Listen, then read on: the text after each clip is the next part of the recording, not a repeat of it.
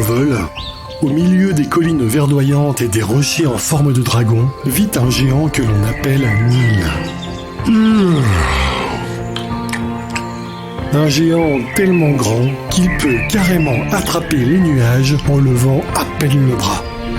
Un géant tellement grand que lorsqu'il est allongé, ses pieds dépassent de la prairie et se ratatinent contre une colline voisine. Pour lui, le monde est définitivement trop petit, empli de créatures minuscules et inoffensives. Il faut dire que Nil est aussi fort qu'il est grand, et c'est pas peu dire.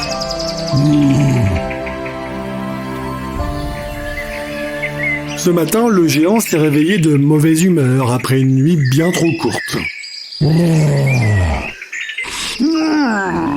Ah non, en fait, il est carrément grognon. Tout l'embête. Le chant des oiseaux, le vent dans les arbres, tout ce qui habituellement ne le dérange absolument pas, ou peut-être même parfois lui semble agréable, est ce matin totalement insupportable. Bon, faut dire que Nil est un petit peu soupolé sur les bords, hein. Et tant qu'il n'a pas pris son petit déjeuner, il est d'une humeur massacrante. Et là, son ventre gargouille carrément. Et quand le ventre de Nil gargouille, c'est un bruit énorme qui résonne entre les collines et les rochers en forme de dragon.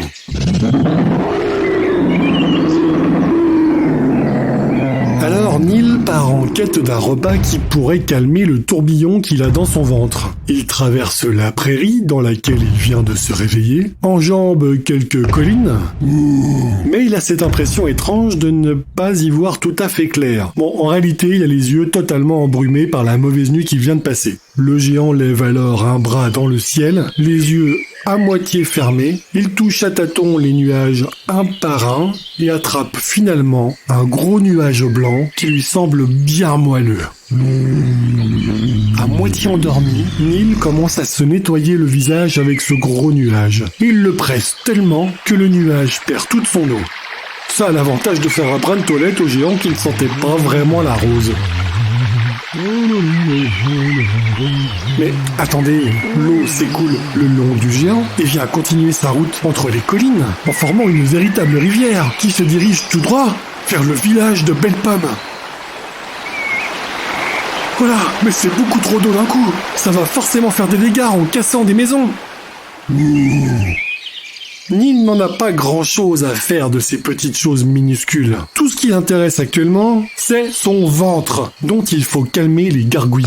Il se dirige alors en direction des verts pâturages, où les villageois regroupent leurs vaches et leurs cochons. Bien décidé à faire rôtir ces pauvres animaux, Nil arrache des arbres qu'il entasse ensuite les uns sur les autres, puis lève un bras vers le ciel, attrape un gros nuage qu'il secoue très fort jusqu'à ce qu'il devienne bien gris.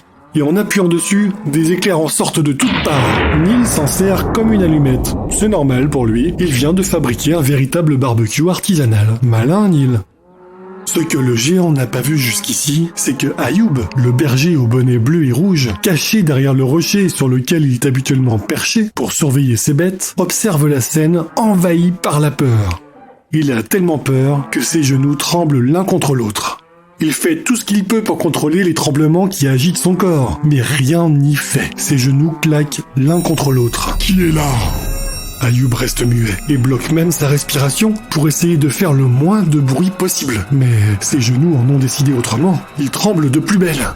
Par chance pour Ayoub, le géant est bien trop occupé à tâter chaque animal pour savoir lequel il va faire cuire. Il vient d'ailleurs de se décider pour une belle vache, bien en chair, qu'il voit déjà faire tourner à la broche. Il l'attrape par les pattes arrière et la soulève de terre. Ayoub, qui observe toujours la scène, est soudain pris d'un courage inconscient et hurle en direction du géant. Non, ne fais pas ça!